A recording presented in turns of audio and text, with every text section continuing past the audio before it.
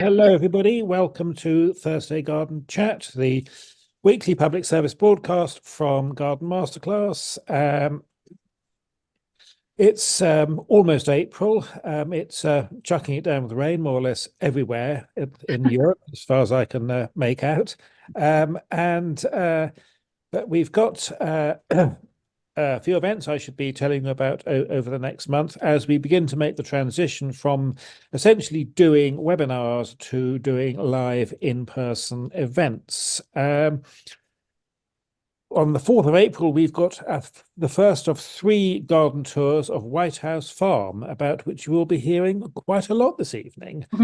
So that's 4th of April. If you are anywhere near the southeast of England, anywhere near Kent, you might want to join us for this first of what will be 3 seasonal tours of this remarkable arboretum and plant collection. Then for our next 2 webinars, coincidentally, we're going to be more or less in the same area of Germany. On the 8th of April, we'll be having a presentation on salvias, an incredibly varied and very colourful genus, with Frank Fisher, who runs a nursery in the Black Forest specialising in salvias. I met Frank. I saw him doing his presentation at the Culti Delta conference in Spain back in October. And it was one of those presentations, was very much geared towards drought tolerance, but also cold tolerance. So that I think will be of great interest to many of you. This salvia has become such an important genus for many of us. Then on the 15th of April, we've got Cassian Schmidt, who's done a number of presentations for us over the years, talking about dry habitats as reference models for garden and landscape planting that will be drought tolerant.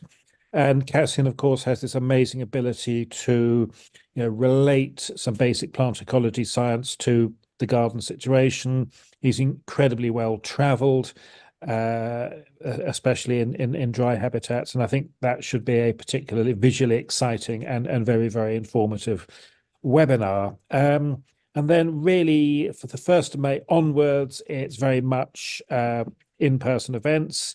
1st of May, in fact, May Day, we have Annie running a garden model making workshop at Yo Valley.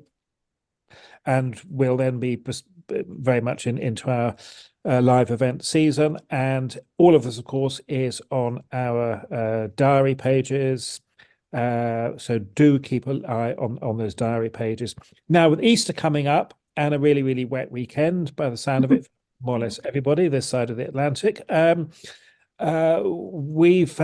we've got some films for you.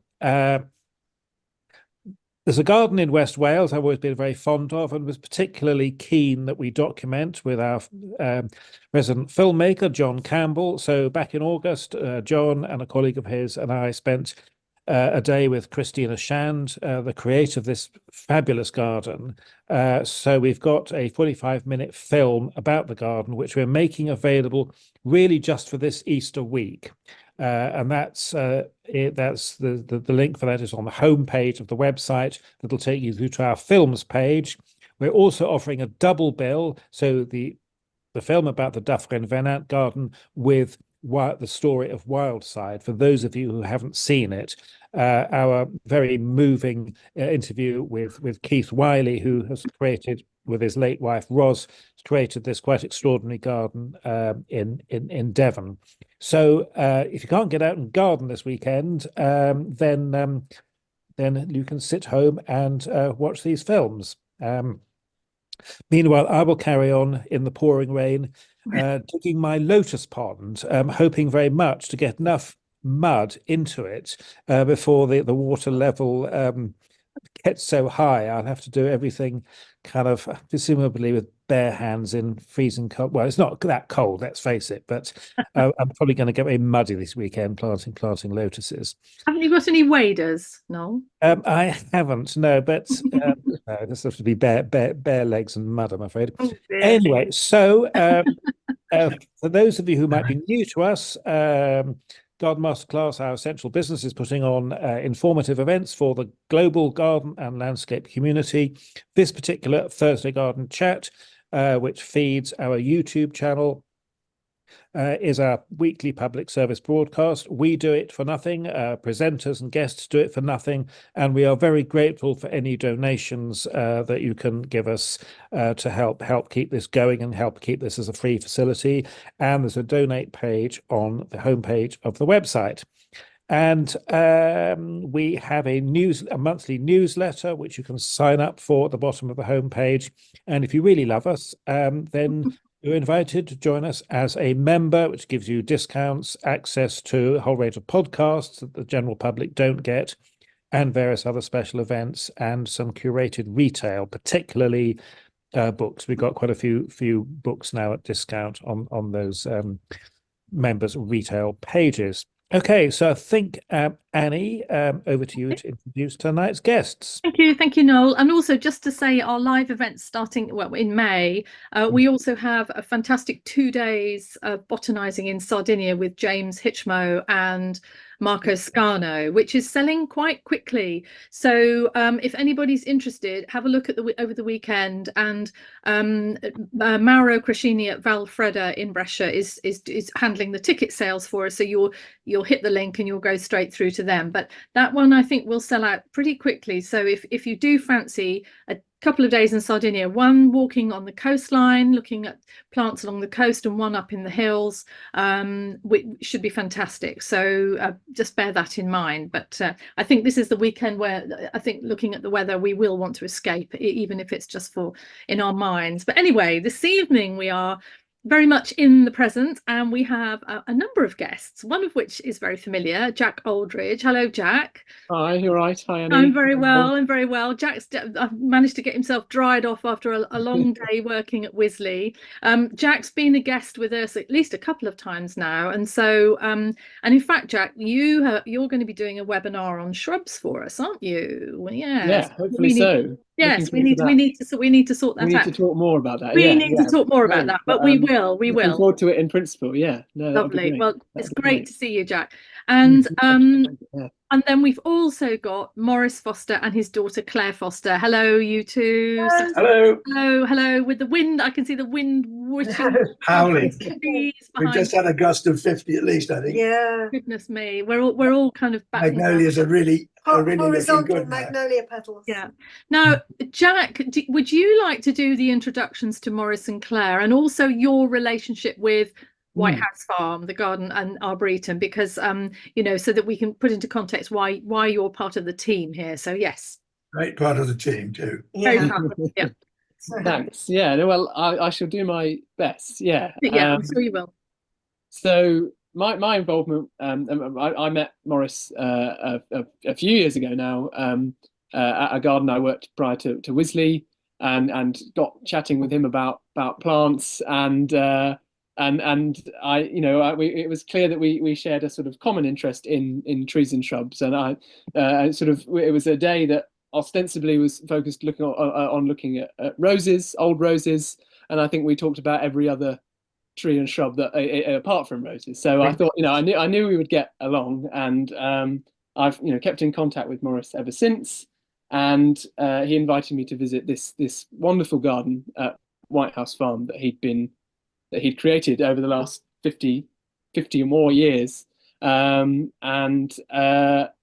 that was the beginning of it, really. And I turned up at this garden in Kent, not really knowing what to expect, and was blown away by this incredible plant collection and these winding paths and interesting trees, shrubs, and climbers at every turn.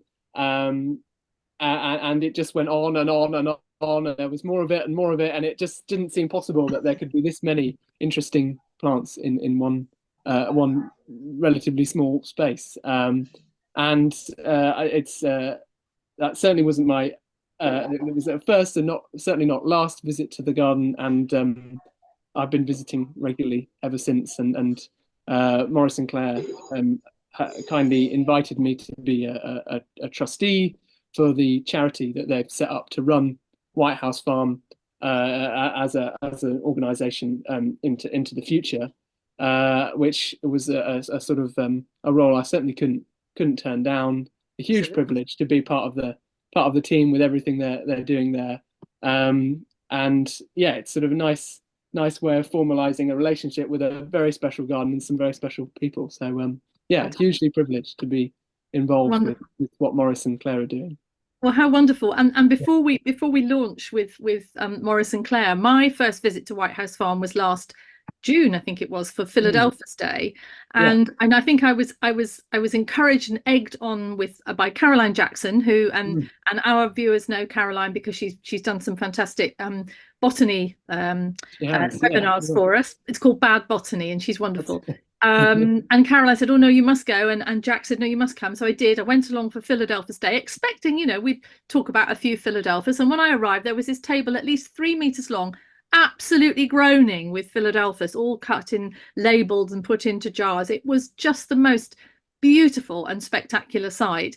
And we all sat around in a circle, and there were lots of horticultural luminaries there, all, I would say, debating about Philadelphus, and it was like a sort of wine tasting, but for Philadelphus, wasn't it? We were smelling, and we were it was just such a memorable day, and I can see immediately why you were captivated by White House Farm. Absolutely, and that was you just saw Philadelphus, and then I just saw and then we went off and saw Deutzia's galore, and then you come in spring and there's magnolias and exactly.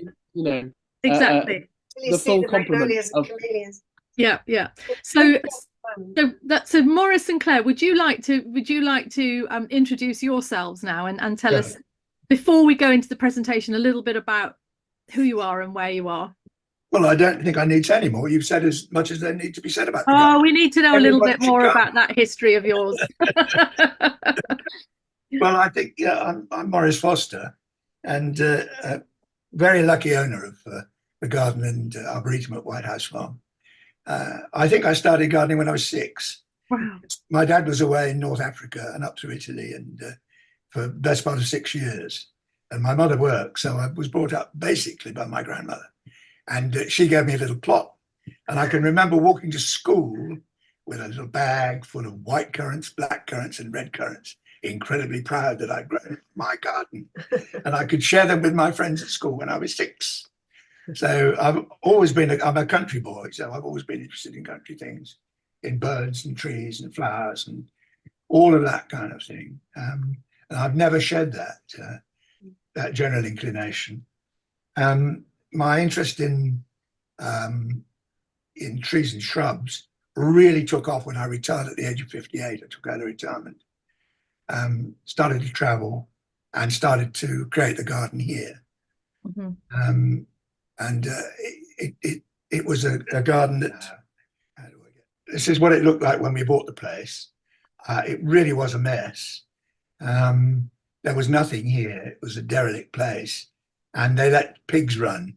There was a scattering of mature oaks and cobnuts, and they let pigs run in the summer to rootle around for food. And it wasn't so much starting gardening from scratch. It was starting from beyond scratch, because we had to do all this clearing. We had every perennial weed you could imagine, and it had been allowed to run wild. So we had a hell of a job clearing to do, and this is what it all looked like. We did it by hand. We were very green, and we both worked in the city, my wife and myself. I was in Fleet Street at the time, and it was our weekend joy, really, to cut wood, dig up weeds, and get the place ready for planting. And we did it bit by bit, not to any special pattern. We just looked for good places to put good plants. And our main objective was to make sure that the plants were at home and would thrive. That's what we were about. This is my dad in his 70s. And we were really working to get out an old stump. As again, you can see, using crowbars, axes. It was hard work until we discovered a 10-ton winch, which helped rather a bit. Yeah, it was a big change in the speed with which we could actually develop things. Okay, this is a before and after. This is looking down the lawn soon after we bought it. 10 years after we bought it, actually, and we'd started to develop it. At the bottom there was this apple orchard underplanted with cobnuts, which is where the pigs ran, and it was impenetrable. It was brambles, 6-foot high nettles, and so on. It was very fertile because of the pigs, I guess. And this is a view taken a couple of weeks ago. Well, was it? No, last year, because it's got a yellow magnolia in it. Taken from not quite the same viewpoint, but more or less, and gives some idea of what incredible dimension time is in gardening, in woody gardening. We're about 500 feet up, and on a hog's back, and that gives us very good catabatics, which I'll talk about in a bit when we come down to looking at the garden in a bit more detail. Okay, this is the arboretum, which this was taken in the 2 frozen ladies on a February morning, and this was all mown, subsoiled, and prepared for planting. And if you've got a really good eye, just here somewhere, you can see the 2-foot giant sequoia tucked away at the top of the wood there. And here it is now. And it's grown, interestingly enough. It was a 2-foot plant when we put it in. It commemorated the 200th entry in the tree register's record. I'm a trustee of the Tree Register of Britain and Ireland, and it's grown almost exactly 2 feet a year. It's quite interesting now. And I should say we've got 71 champion trees, the largest of their kind in Britain and Ireland as well, here in this tiny space. So, okay, keep going. No, we've gone too far. No, that's the garden. That's the garden. Picture we're back to the garden, and this shows something of how we plant. We like diversity and profusion, if you want 2 words that may characterize us. And we practice what an early mentor of mine called Michael Howarth Booth, who was a writer, broadcaster in the 50s, and for whom I worked during the long vac. He used to practice what he called the close boskage system of planting, where you planted plants sufficiently close to support each other. They didn't compete, and they shared the space in a benevolent way. Back. And you can see here how they're still allowed to express their personalities, but it's incredibly useful when it comes to managing a garden without too much labor, because of the weed suppression is instant. It holds moisture, funnily enough. We're great practitioners of mulching as well. But you can see here we've got roses, we've got hypericum, we've got an exocordia here out of flower, we've got a catalpa coming in, we've got conifers to give it balance and anchor in the winter. We've got Magnolia Maryland here, another magnolia coming in at the back. So when you look at this view, there should always be something during the spring and summer of major interest. Okay, and these are also shots of the garden. This is an open area, and magnolias are obviously a major feature of the spring. And at the end, we have our pride and joy, which is a Sargentine robusta, which is running up to close to 60 feet. And as actually, I've flowered it for 45 years. I bought it as a 2.5-inch high graft from Tresidder's closing down sale in the cathedral precinct at Truro. And I unwound while we were there. We were in a cottage, staying in the cottage, and I unwound the grafting tape. I remember it well. And it put on a 3-foot shoot the following year. And there it is, blown over in '87 in the Great Gale. And we restored it with the winch, winched it upright again, relocked it into place. And it's never really looked back. It's a wonderful, wonderful plant. It cost me £2.50. It's £2.10 shillings. Yeah. Oh, okay. And part of the garden is in a sort of traditional woodland style. Again, using a whole variety of evergreens. Camellias do well here and really are successful. And woodland paths, narrow woodland paths with shade. I'm becoming a fetishist about shade now because we've got rather too much. So I need to take some pretty difficult decisions on what to cut out and fell. Can I just add, if you visited us in July, you'd think this was a hydrangea garden. If you visit us now, you think it's a magnolia and camellia garden. But that idea of each thing taking its turn and then receding into the background and becoming actually background for the next plants to come forward and attract the focal point, that's what I find so remarkable about Dad's gardening method, as well as the fact that once it's mature, it really does maintain itself. These are examples of parts of the garden that need weeding for a matter of hours per year now, not weeks per year. So our volunteer group is really able to keep on top of it. It's fantastic. If you plant with woody plants in this sort of way, you have colour and interest all the time, but you also can just do it yourself. You don't need a team of gardeners. Yes, I remember one of my grandchildren saying, trouble with this garden is it's all magnolias. And in the summer when he was here, he said, this garden's very one-paced, it's all hydrangeas. So this is a shot of the woodland. We bought some woodland 15 years ago, and it's given us a major opportunity to extend the range of things we're able to grow well, because it's given us, shade, shelter, a good rich woodland soil, and it's got very good catabatics. The air drainage is really, really excellent. Yeah, and this is one of our, it doesn't show there, but one of our worst weeds are bluebells. Because they stop us growing all those beautiful, delicate woodland ground flora plants that we love and can't really grow. They swamp anemones, for instance. And this is typical of what we can grow in the wood.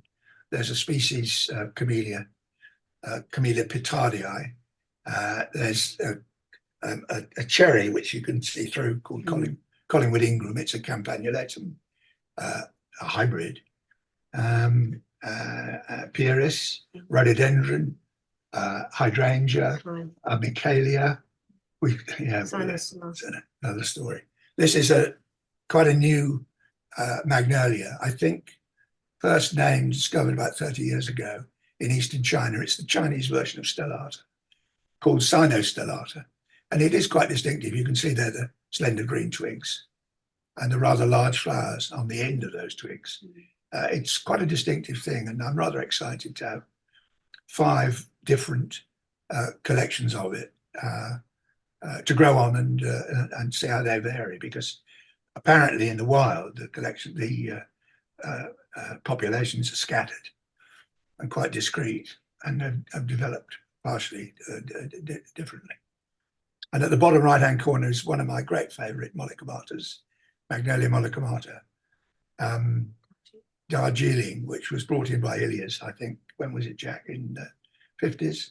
The 1950s, late 1950s. Yeah, I think just after the war. And it's later than mollicomata by as much as 2.5, 3 weeks, which makes it a safer proposition from the point of view of being excluding frost and not being vulnerable to frost.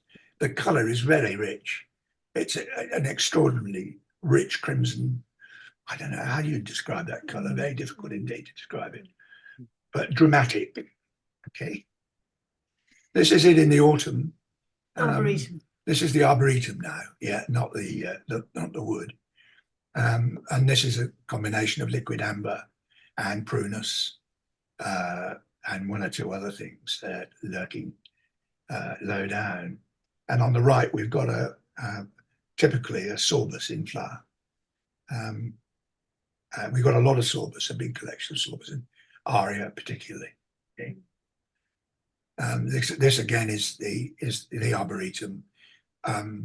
We've got, and I'll come to this later a bit, but we've got about half a mile of climbing roses, because we have what we call the 5 F's rule, which if you don't plant a tree for its foliage, flower, fruit, form, or fragrance, you put something else up it, like a rose or a wisteria or a big clematis, because it by definition is probably a screen tree or a windbreak.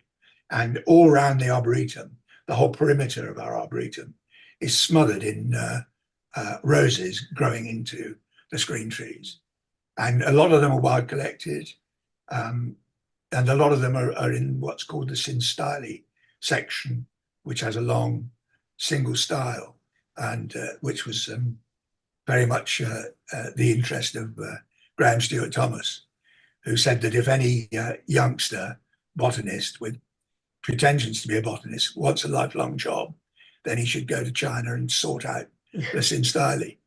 I know what he meant, because they cross all the time. It's extremely difficult, even in the wild, to find what you could actually call and denominate as the true species. We've got a lot of those, and we've got a lot of what I've raised from seed from them, hybrids and so on. And they are beginning now to make a major feature, some of them going up to 50, 60 feet. Is this longipace? That's Is that evergreen? That's Evergreen rose? longicuspis. Longicuspis. Yeah, I'll come to that Okay. later. Yeah. Okay. And And what- this yeah. is one of Jack's favourites, Yeah, which it is. he was breathless when he saw this. Yeah. Looking great now, by the way. It's a very early flowering viburnum. Everybody loves it. Viburnum sympodiale, discovered in at Treggy by Chris Sanders. Another of and- our trustees, by the way, Chris Sanders. We're very Yeah. And glad to have him also. he reintroduced it, as it were. And Chris Lane, another of our trustees, grafted it, and I think has distributed it elsewhere. It's a wonderful plant. There's maroon young growth with a contrast of slightly pink fertile flowers and these dead white ray flowers. Means that it really is spectacular, and it looks as if it's going to make a tall, rather open, rather layered, typical viburnum in the sort of plicatum mold, which would make it, I mean, as time goes by, we'll see, but it is already a substantial value. Okay. Possibly my favourite plant in the whole arboretum. Careful. Yeah. You haven't This seen our week. Coreopsis sinensis yet. Plant of the day yesterday and the day before. But, Oh, really? yeah, Fantastic. Yeah. It was Huge blot of yellow. this kind of summarizes a bit what the garden's about, because on the right here you've got a wild collected Camellia pitardii, and on the left you've got a New Zealand bred derivative from it, a hybrid of pitardii, with all the pitardii character of foliage and habit. Very good for a small garden.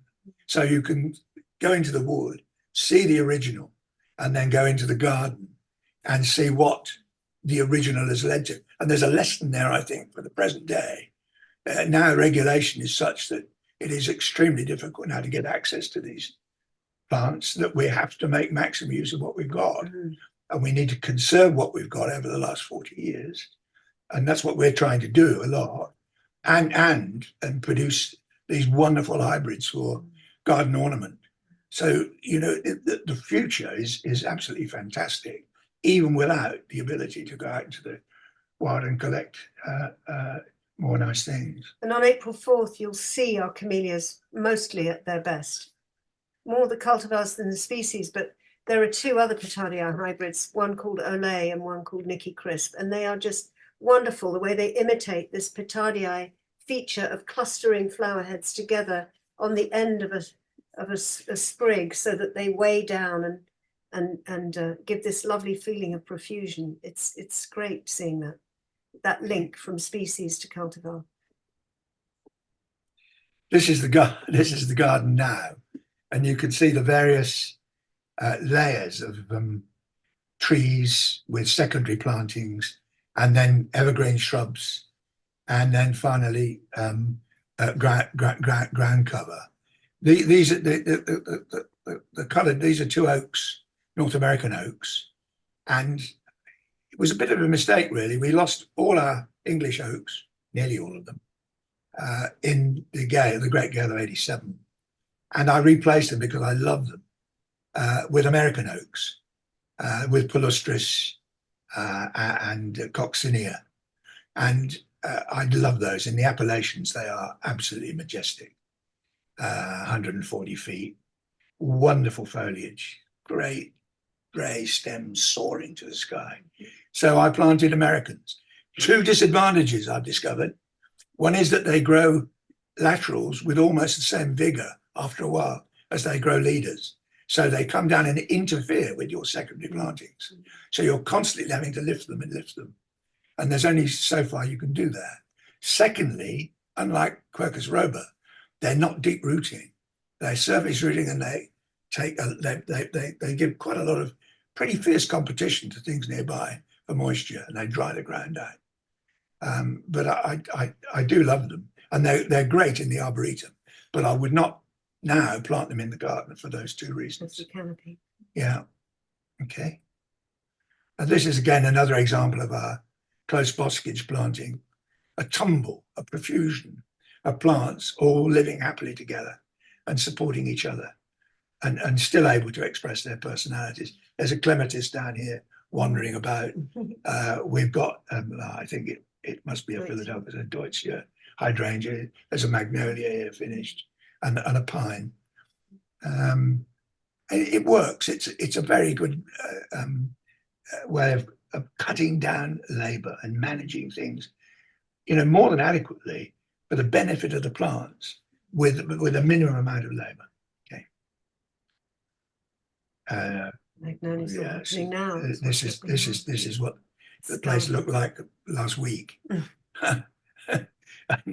We're very fond of birches. We've got a lot of birches, and you can see we've also got a lot of daffodils. We've got 240 magnolias, so a lot of them are closely planted in this manner as a sort of forest, which is actually quite interesting. When people visit who are used to seeing these as specimen trees, for example, black tulip, which you can just make out on this, the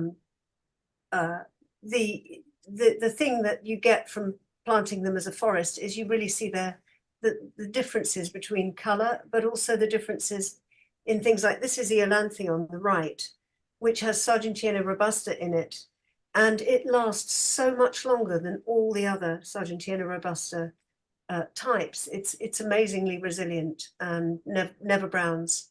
So you get to really be able to observe the differences. But yes, it's kind of a magnolia forest in part. We do have specimen magnolias also, but underplanted with camellias and rhododendrons, and then later in the summer, of course, when the magnolias are in leaf, hydrangeas, which like the shade.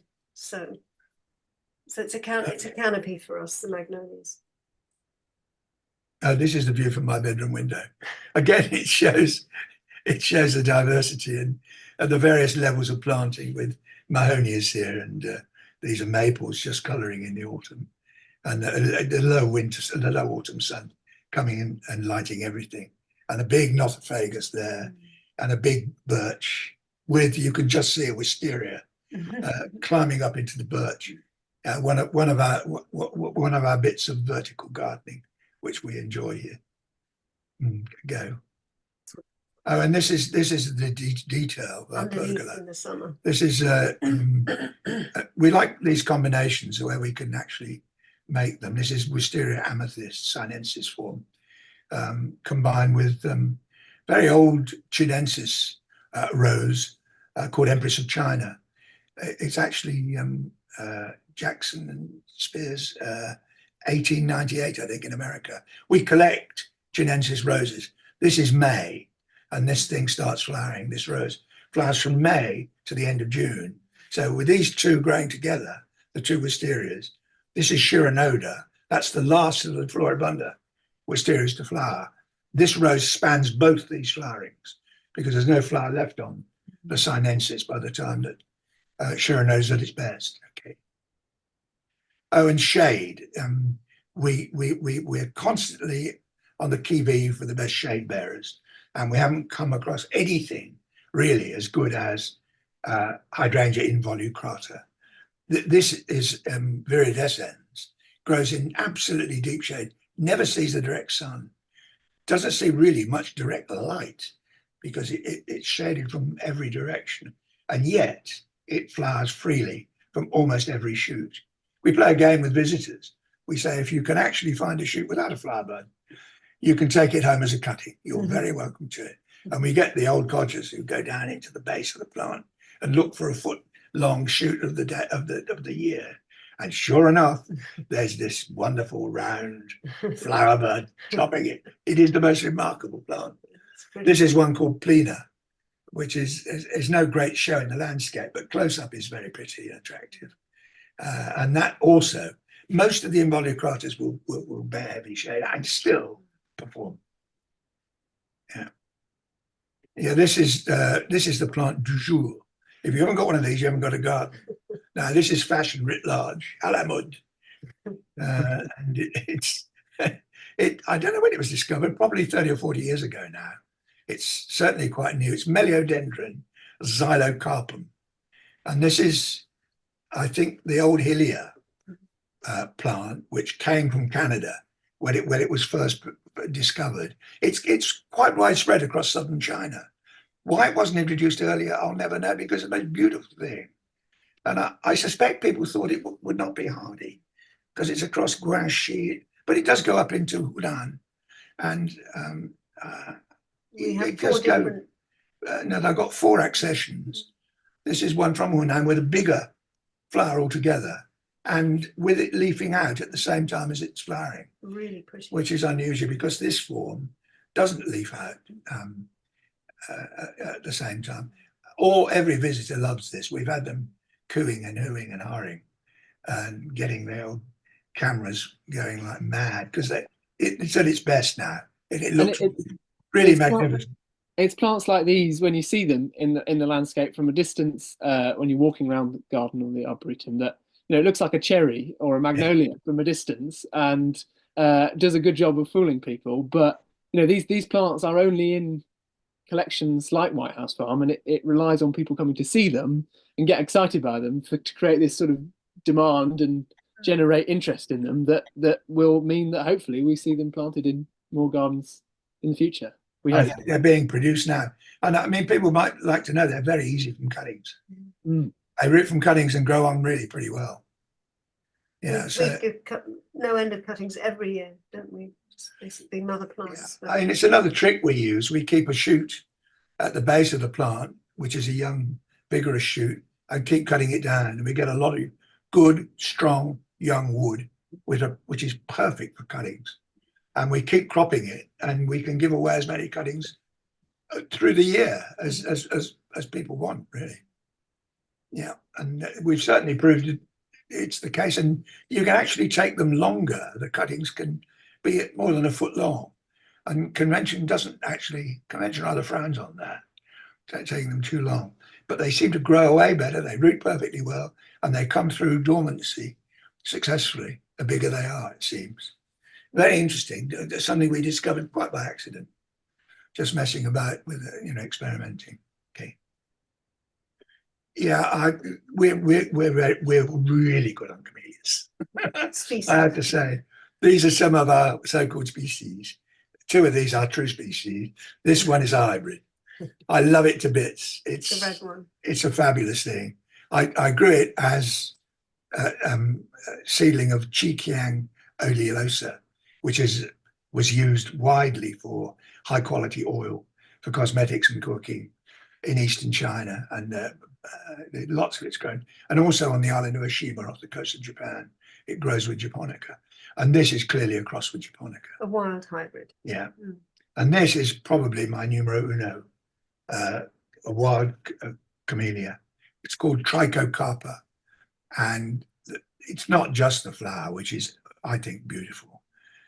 It has fruits the size and color of a rosy-cheeked apple, and it has a stem which is suede brown, and you can stroke it. It is just exquisite, and it's beginning to make a small tree now. And the books say it's not hardy. It's another great example of the fact that you should turn your back on a lot of these books. They repeat mistakes very frequently. And we've had it out there for 15 years.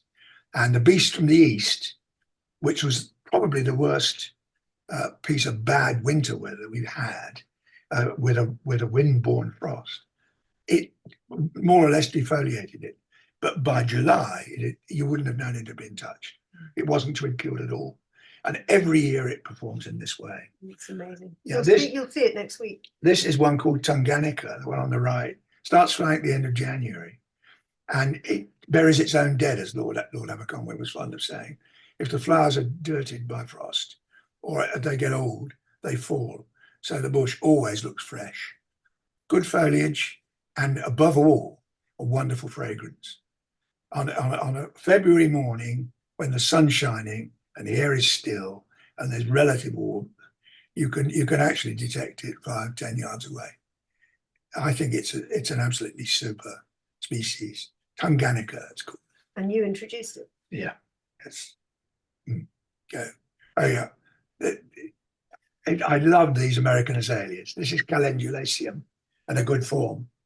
And these grow all the way down the Appalachians, right through the woods, right up onto the high 5,000 high balds, where the oaks are dwarfed by the altitude to about 8 or 10 feet.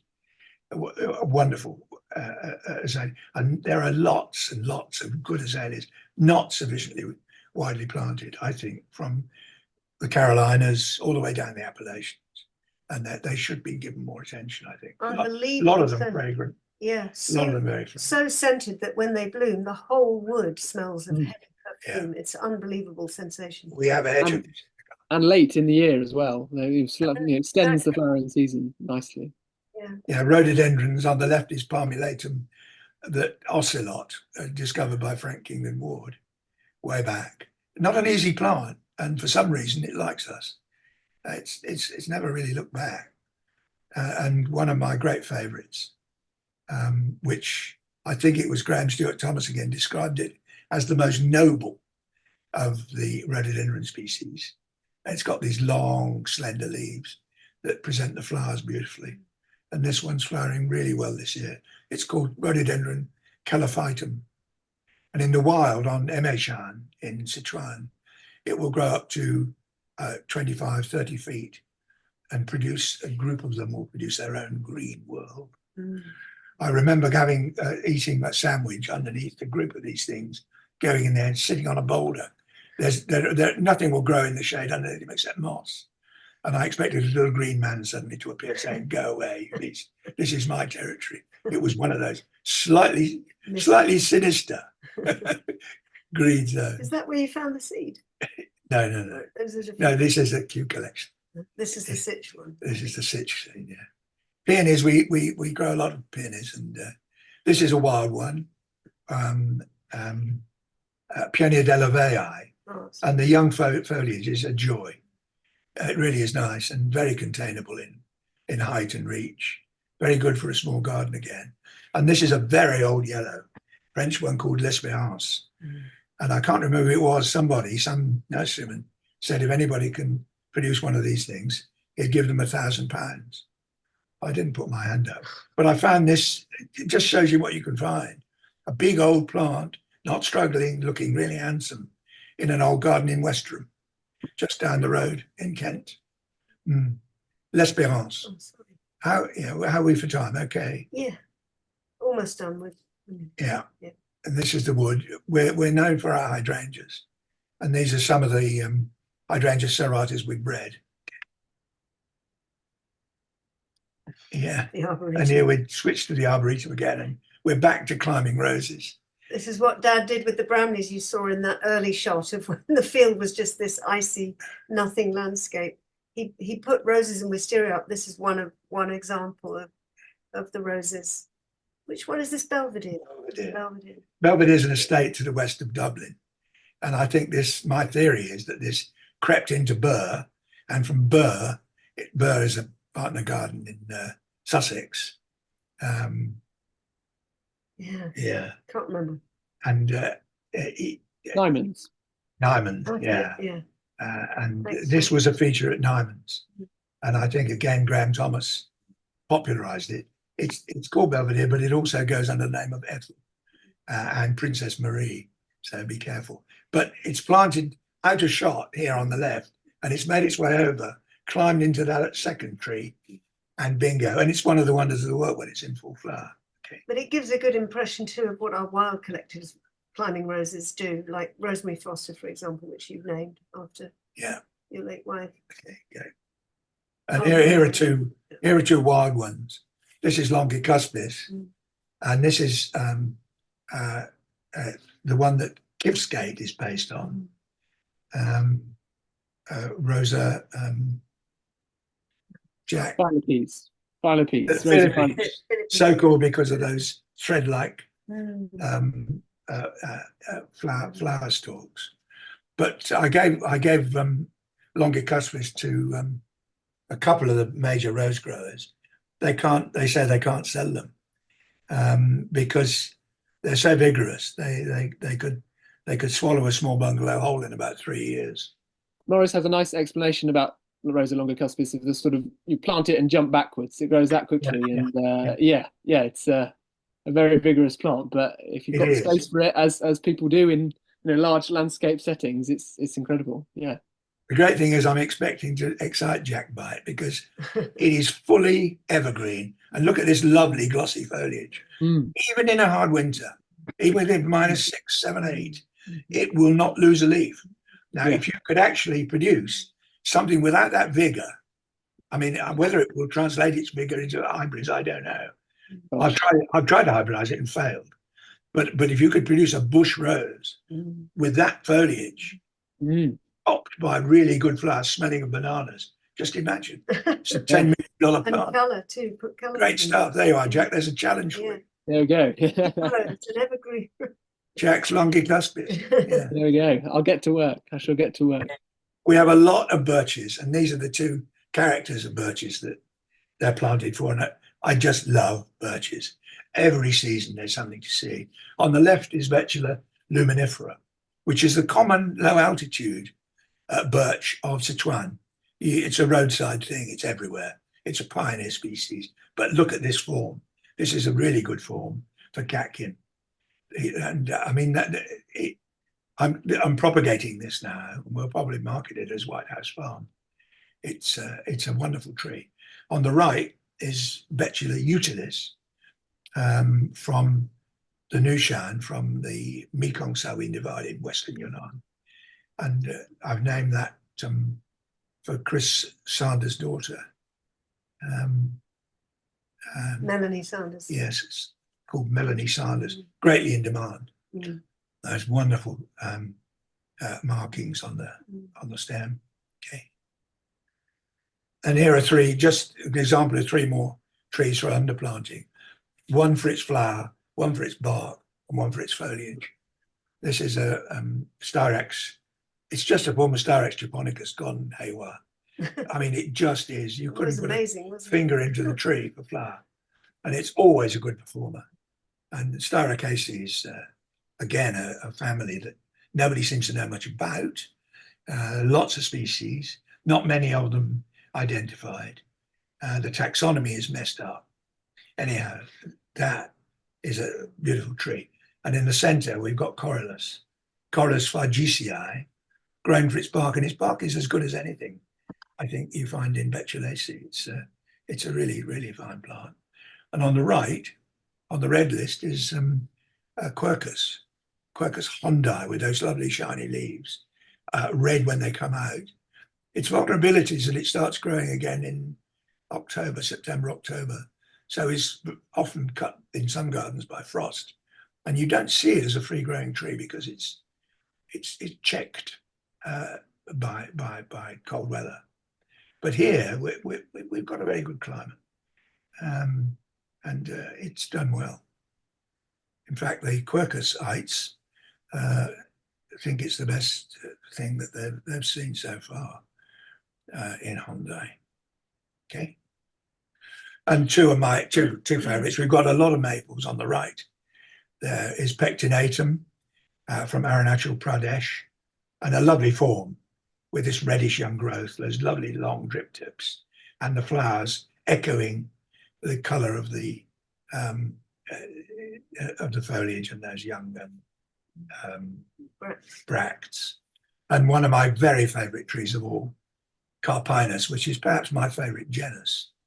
And this is Carpinus turkzaninoii, This is another Kew collection from Lord Howick, and it's got to me this has everything a small tree needs in a garden. It hasn't fruited yet or flowered, but it doesn't really need to in a way. It's got such grace, delicacy, balance. I mean, it is such a beautiful object, and that lovely fresh green young foliage enhances it and shows it off in a delightful way. It's a beautiful thing. Okay, and we have every Carpinus mentioned incidentally in Trees and Shrubs Online. I think there are 26 or 27 species, and we have them in one. The mahonias are a feature of the game as well. I took this picture not at home, but at Heronswood on the west coast in Dan Hinckley's garden, and it doesn't get as blue as that. I mean, that is the most astonishing piece of foliage, but it gives some idea of what you can get. We get things along those lines. It's a blue form of Urobracteata. And on the right, by complete contrast, is a Mexican, no prickles, and beautiful red pedicels and orange-red buds and yellow flowers, called Gracilis from northeast Mexico. Lovely plants. So we've got quite a big collection of, I don't know how many we've got now, 60 odd, I think, mahonias. And for the mahonia experts, and there are lots of them, it's a very popular genus. They enjoy seeing them. Okay. We anchor the whole place with conifers. So in the winter, conifers come into their own in a big way because they give shape and structure to the place, while the deciduous things disappear into the background. This is just a couple. This is Clare's favourite, Nuke catensis pendula, a North American weeping thing. And Lagostrom, is it Lagostrom? I don't know if it's Lagostromia or Lagostrobus. It's Jack, what's the Lagostrobus? Franklinian. Huon pine from Tasmania. Tasmanian, yeah. And in Tasmania, it makes a big tree. It does. It makes a big spreading shrub. And last year, it flowered its head off. It's so covered in male flowers. Such character to it. Terrific character. Wonderful grace. Great quite elegant. For other flowering shrubs. Okay. So yeah, I put this on. This was our magnolia study day because in a way it epitomizes the transition from a private garden to a charitable foundation, and Clare's incredible work in organizing it. We're now embedded in the local community. We have 20 volunteers, a lot of whom have been here today in driving rain, my God, frozen to bits, putting up the marquees really for us. I mean, and I didn't realize people could get such enjoyment out of a garden when they visit it regularly and see all its seasons and see its changes and transformations. So this epitomizes that. And Clare's done the website. She's organized these days with students, and we're now, it is, for me, it's such a joy because I've been a private individual and I've just gone on with my own gardening, loving the place, enhancing it the whole time. Gardening's a process, always tinkering, always trying new things. And now we're opening it up, and people, I really can't overstate the joy it gives me to see how much people enjoy it. It's just terrific. And it's all down to Clare, not down to me at all. She's organised the whole shoot. And may it continue. We'll see how we develop. Well, 10 years ago, when people found out I was his daughter, I got accosted by all sorts of very eminent people, lords and ladies, and saying, "You're his daughter? What are you going to do? How are you going to preserve this collection?" And they were referring mainly to the incredible rarities in the arboretum, as I understood it. But as time's gone on and I've got to know the garden, I've understood that the cultivars in the oldest part of the place, 53 years old, that Dad originally developed just from his own taste, you can't get them now. Some of them are also incredibly rare and very special, and now mature specimens, which length of time itself showcases which ones are really good, because Dad was excited about magnolias in the 80s, So Star Wars, we had one of the first. Lois, the yellows, we had the yellows as they came out, and now they're all mature specimens, so you can compare and see. And we have so many of each one that actually the cultivars are also very special. And for students in particular, it's wonderful because they can come have a real snapshot overview of a genus, right? See a whole bunch of representative cultivars across the range of a genus in the morning, and in the afternoon then go and look at rare species that are just coming in, which will be the hybridizing opportunities of the next generation of cultivars. So anyway. Can I just summarize quickly, just with the sort of what I think puts White House Farm on the sort of horticultural map, and will do for years to come, we hope. And I think there's three key things that people can take from this place, and I've certainly taken from my visits, and I know countless other people do. And these are things that are going to make White House Farm a place, and places like it, a really significant part of the horticultural landscape as we move forward with sort of evolve in how we garden. Obviously, there's the idea that you can go there and discover new plants that you might not have seen elsewhere. And as we're trying to diversify everything we're growing in order to adapt to things like climate change, and diversity is going to be key with countering problems like that. And you can go and see this range of plants that just aren't available to people, aren't in people's conscience, and see how they can perform as garden plants. Then obviously I think Maurice's style of gardening is really interesting, and I don't really know a garden like it, gardening in that way, intentionally. And I think this is Maurice has taught me, and I think countless others that have visited, how to garden with woody plants in a way that, as both him and Clare have mentioned, is a sort of low maintenance style of gardening, which can be applied to gardens and landscapes anywhere, and you can sort of almost copy and paste and pick up these plant combinations, and it comes from that sort of knowledge of how plants are used and how plants associate, and how that can be recreated in a way that, as Maurice and Clare have said, looks good all year round, for little effort. And I just think this, in a wider sense, people can use these principles and to use woody plants, trees and shrubs that I think are get pushed to one side. We all love perennials and bulbs and all these, they are plants at the moment, but I think shrubs and trees, they're on the way in, and Maurice's garden presents a sort of format to use, a way of using them that is going to become so relevant to us as we're trying to sort of garden landscapes in a less kind of intensive and lower input kind of way. And then obviously, as we talked about, the opportunities to breed new plants that are either going to be the next best camellia or evergreen climbing rose, or plants that are going to be more tolerant to different conditions that we have to face. And it's this incredible genetic pool of material that people going forward can draw upon. So for me, I just wanted to summarize by kind of picking out those 3 points that I think make this place really relevant and of critical importance to people going forward, and as we try and muddle along and gardening in the 21st century.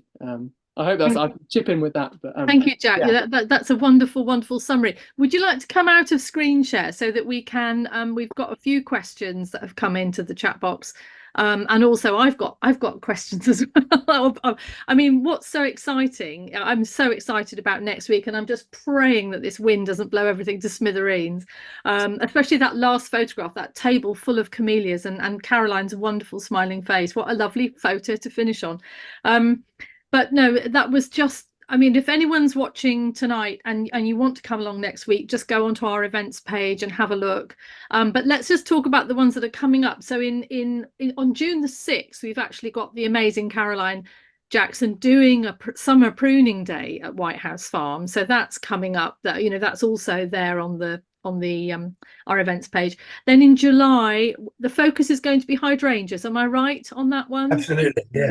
Yep. Okay, that's wonderful. So the 10th of July, again, these are all on our events page, and then the 24th of October. I mean, gosh, you know, we're going to be spoilt for choice, aren't we? With all those wonderful autumn colouring plants, the acers and the liquid ambers and the nissas and the sorbus and more. I mean, it's very, very exciting, as Jack says. And I think what I find very exciting is that, you know, as Jack very, very well put it, that, you know, we've had perennials and herbaceous plants, you know, over the last 20 years, you know, people have been getting very excited about. And I think shrubs and trees have been kind of pushed off to the side a bit. And partly, I suppose, because finding unusual, which is another question I have in a minute, but also the fact that, you know, herbaceous and perennials will do their thing in a year or two, and you know, they will look wonderful, and you need time for what you've created, Maurice.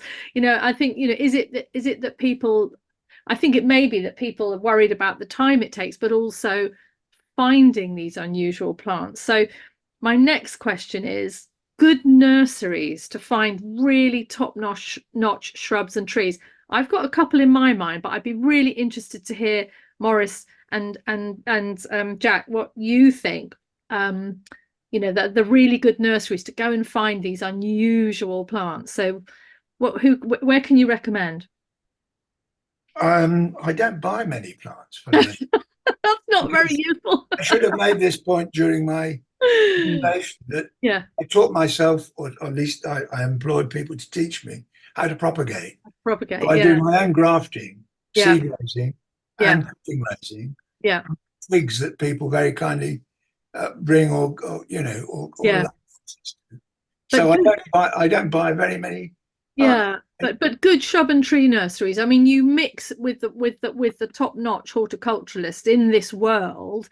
So who would you say? Matthews, I thought Nick Dunn was probably for trees. I don't know what Jack thinks. Jack was up there.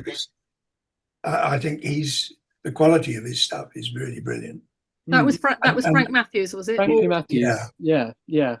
I had the pleasure of planting a couple of his magnolias today, and or this week, and they are fantastic plants, and you really can't fault them. If you're looking for trees, that would be my sort of go-to, definitely, like Maurice, and they supply most garden centres around the country. So chances are, if you're going to buy a sorbus or a magnolia or an acer from a garden centre, you'll be buying one of his plants. Right, that's interesting. Yeah, brilliant. If you want a lot of interesting species collected in the wild, then Krug Farm has got to be on your Bledin and Sue. Winter. I mean, they haven't really been given enough credit for what they've done. I think they're up to 19,000 collections. Goodness gracious! Yeah, and they're still travelling. And Maurice, did you do much travelling? That's one of my other questions. Did you do lots of plant hunting and travelling in the past as well? Quite a lot, yeah. With groups mainly in Western China, but also along the Himalaya. I've been to Bhutan and Western Pakistan before the fun and games started. And in fact, one of the people, Rachel, who's listening, has one of the first questions was: so if you were working in the city, Maurice, what prompted you to buy such a challenging space? Probably 4 kids that need to yahoo around a bit. and my third of an acre in Bettsville wasn't big enough. Right. That was probably the motivating thing. But also an acid soil. Right. We're on a hog's back. And I talk about catabatics.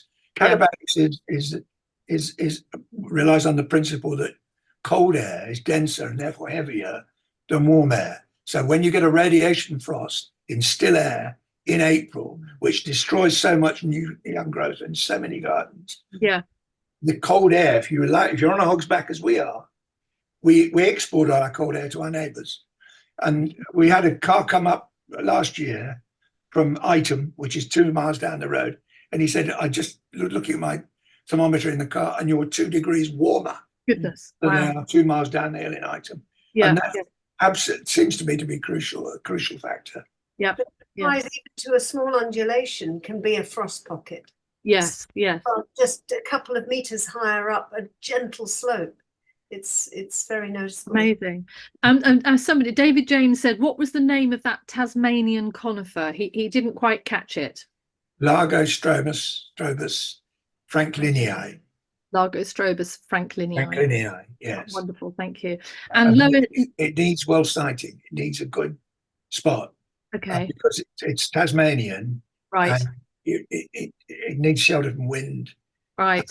And a bit of TLC to grow Right. well. Special thing about the wood, that because we bought a bit of neglected woodland, it had hawthorn, holly, old chestnut that had been coppiced but hadn't been touched for 56 years, so it was now tall. And these gave the most perfect nursery conditions for tender plants. Yeah. And what Maurice will do is plant something that isn't supposed to be hardy, with a holly looking after it, but allowing direct overhead light for part of the day. Yeah. And then when it's established, take the holly out. Yeah. So it's a gradual process of replacing this native woodland with exotic rare things, and it's a very effective technique. Yeah. And the plants, once they're established, of course, become each other's protection. Yeah. Yeah. What we can grow is amazing in the wood. Claire, I'm interested in the way you've been drawn into the into the garden. And this, well, you might not want to answer this, but the way that you've been drawn in, and so can you give us a little bit about your background? I mean, were you always working in the garden? Were you what you know, how did I'm a writer and right. a screenwriter for 20 years in LA, and then I was an academic at Cambridge for 10 years, but I always visited, and of course had lots of childhood memories of Dad's incredible enthusiasm, and yeah. I always loved being outside more than anything else. I just like being outside, feels like, oh, thank goodness, now it's normal, you know. But I think really for me personally, the kind of snag of the heart happened when I first began to visit every single week without fail. Because the most astonishing thing, and this is what the volunteers get so excited about, is that it's a different garden every week practically. You drive up the drive and it's a different fantastic display of, oh my God, that's come out. That now you're looking at this and your eye is going in a whole different bunch of places. Wonderful. But watching that transformation of one thing come out, like light turning on and another light coming, then something else, and the spectacle of the whole, it is just extraordinary. You kind of do want as many people to see it as possible. Yeah. And when people come for the first time, they are speechless sometimes. A lovely GP came for the first time yesterday. I know who that is because he put it on Instagram. Did? Oh my it's God. Richard. You're talking about Richard, I know. Yeah. Oh, yeah. He made this amazing apple cake. Huge apple cake. Giant yeah. I said we need a new category of friend, which is sort of cake friend. Cake. He's a new friend. But what I loved about it was just his absolute. He just said, "What a privilege!" He was just wowed by the sensation of walking through these amazing visuals, these amazing scents, and so. I mean, I've been trying to document the place photographically for 5 years, and so that for every plant and its name and its label and its data in the database, there's a picture too. Right. Capture it in character. That's become a bit overwhelming. But it's meant that I've had to observe. And so I guess the thing I learned too was how variable plants are. Yeah. So I actually see plants as very busy all the time behaving. Always behaving in some way or other, and they're always responding to their conditions in some way or other. And I think Dad sees them that way too. But the other thing that I love about how Dad sees his plants is he sees them as the place that they come from. Yes. Him, when he's standing in the birch lawn, he's absolutely in the center of the world. He can turn around 360 degrees and point to, every country. Yeah. And it's as if they're bringing their place that they belong into this space. They're visitors, and we've got to look after them, and we've got to help them behave really well so that they're having a great time. He's got this great phrase for when he co-plants things, or when I say, oh, that doesn't look well, Dad, what should we do? Or should we? He says, let them get on with it. Yeah. And he just seems to know instinctively, what the plant is going to do, how it's going to react, how it's going to feel, what it's going to need. And Yeah. very often what it needs is nothing, no intervention, very important, no nutrients, no more compost. You know. So it's that understanding of a plant in terms of where it came from in evolution. Absolutely. Where Yeah. it came from Yeah. in place. That's endlessly fascinating, as well as the fact that we've got so many hydrangeas, camellias, magnolias, whichever genus you choose, that you've got a little potted history growing here. Yeah. Of history of fashion of gardening, and I find that as a novice learning, you know, as fast as I can, absolutely fascinating. It's like, oh, that's so Edwardian. Oh, that's the Victorians. You know, and then the 60s come in, you know, the 70s Star Wars, and every genus reflects this history of taste, Yeah.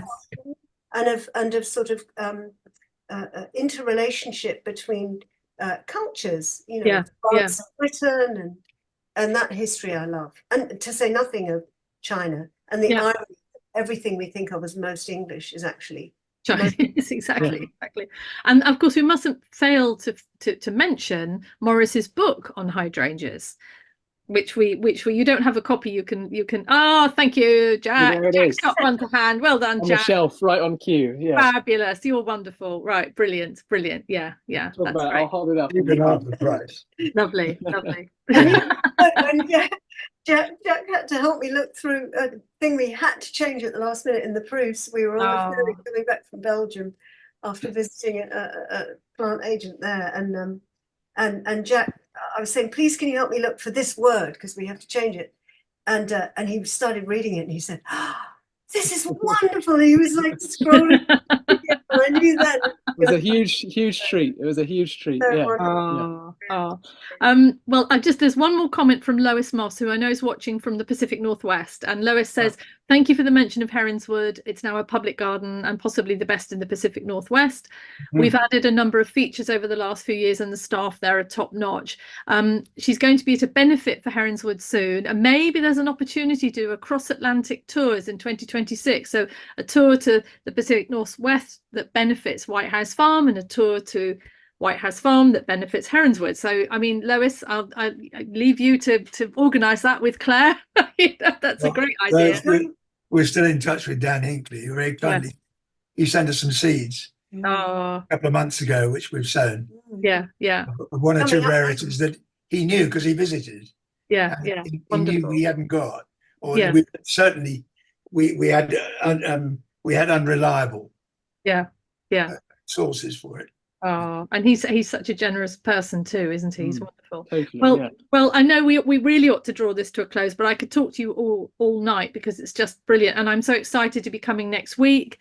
So as I said before, if anybody's watching and they are free next week, so it's on Thursday next week, please, all the information's on our website.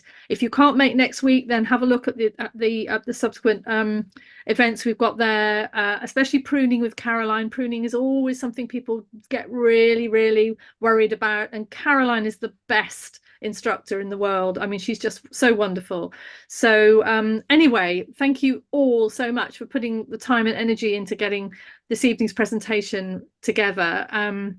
And I hope that the wind drops. I hope there's still some flowers left by next week on the magnolia. It has abated quite a bit. Yeah. But if anybody wants to get in touch with us, just go to the website and have a look. And I've put the website in the chat, so if people want to find it, yes, and also it's on our newsletter which went out today, but also you can always email us too. So what a wonderful evening. Thank you so much, everybody. Jack, it's lovely to see your smiling face again. And thank you, Annie. No, it's been a treat. Yeah, it's been great. And Claire and Maurice, just can't wait to see you next week and to see everything in the flesh, as it were. But it's brilliant. Thank you very much. It's been a lovely evening. Thank you. It's been our pleasure. Take care and have a big glass of wine, everybody. All right, all the best. Take care. Thanks, Annie. Bye. Bye. Bye.